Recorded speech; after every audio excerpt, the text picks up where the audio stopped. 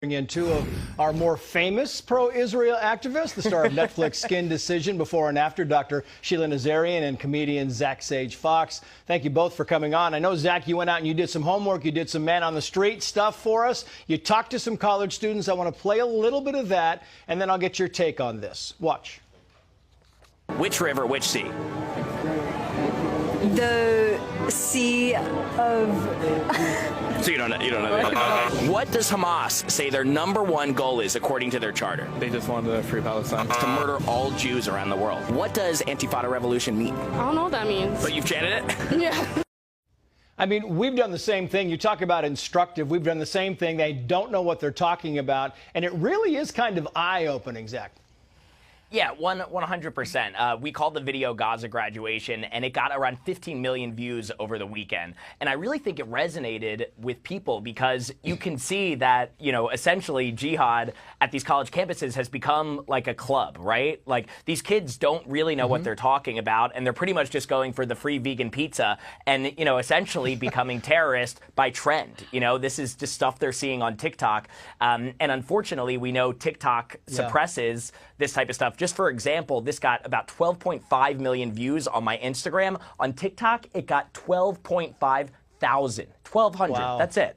Yeah, it's kind of crazy. So FoxNews.com writes the following here, Dr. Nazarian. UCLA prevented conservative students on campus from hosting the founder of Jihad Watch, Robert Spencer, for a pro-Israel event. So it's fine to go on UCLA and set up an encampment and chant from the river to the sea, but having a conservative speaker, ooh, that's kind of a bridge too far. Yeah, you know, it's basically like this whole idea of consistency. Like, they would never allow people to chant jihad against any other minority. Right. They don't suppress any sort of progressive liberal speakers, but they do. Can we just have some consistency on campus? And that's the whole thing, is you think if this was, and we had John Ondrasik, who's a singer of Five for Fighting, was on here, and he spoke at UCLA because he's a graduate, and he said, if we came on campus and we did this anti-Muslim chant, you would walk us off the campus. 100%. And I have to say, all these kids walking off the commencement or ripping up their diplomas like we talked about last week, you can order a new diploma for $65 and get it in the mail. If you really wanted to, like, stick it to the man, don't graduate. Drop out of school. But really, you're going to get your diploma and then walk off of commencement. I'm not impressed, and guess what? Palestine did not get freed. Yeah. So Campus Reform writes the following here, Zach. UC Berkeley building defaced with a swastika and other anti-Semitic graffiti. Roughly 60 anti-Israel activists at the University of Cal Berkeley invaded a vacant university building and sketched the inside walls with anti-Semitic graffiti, including a swastika. This is a quote, "We are occupying the hall because saying free Palestine is not enough. You have to put action behind your words." And I think that's probably the scariest thing. You're like, what action are you talking about? Are you talking about just drawing swastikas, which is hateful enough, or are you talking about taking a further step?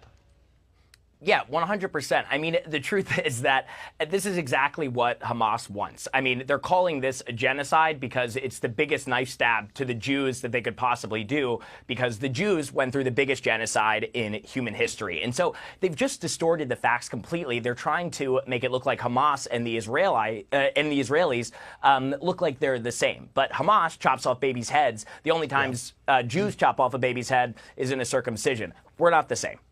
Yeah, it's exactly right. And, you know, it's sad, but I listened to the first part of that. I've seen the video, so I know. I watched it. It was horrific, and everybody should watch it. I guarantee you a lot of those students wouldn't chant nearly as much as they do. This is a Brooklyn protest, and, of course, they are flying the Hamás flag. These were violent clashes, by the way. We talk about it next step, but some of these had some very violent clashes, Sheila, for you to talk about, because it's one of those things where it's moving off campus. It's moving into Brooklyn. It's going to move in other cities. Well, when they say globalize the jihad, I mean, this is what they mean. They're saying take the violence, the violent uprisings, and take it to the streets. This is what we're seeing. It should have been nipped in the bud on campus. It was not. These people feel empowered to now take it to the streets without any consequences. Yeah, and I've got to go, Zach, but I just want to know, as you're looking at these pictures, and we can put them back up or whatever, it's important that we know that it's going to move off of the campuses here in a matter of weeks. It's going to move into the cities, and you will see these, you know, these free zones all over the country. Oh, yeah. Move over, Taylor Swift, because Hamás is on their new tour right now. And it looks like it's going global, unfortunately for all of us. Yeah. Zach, Dr. Nazarian, thank you both. We appreciate it.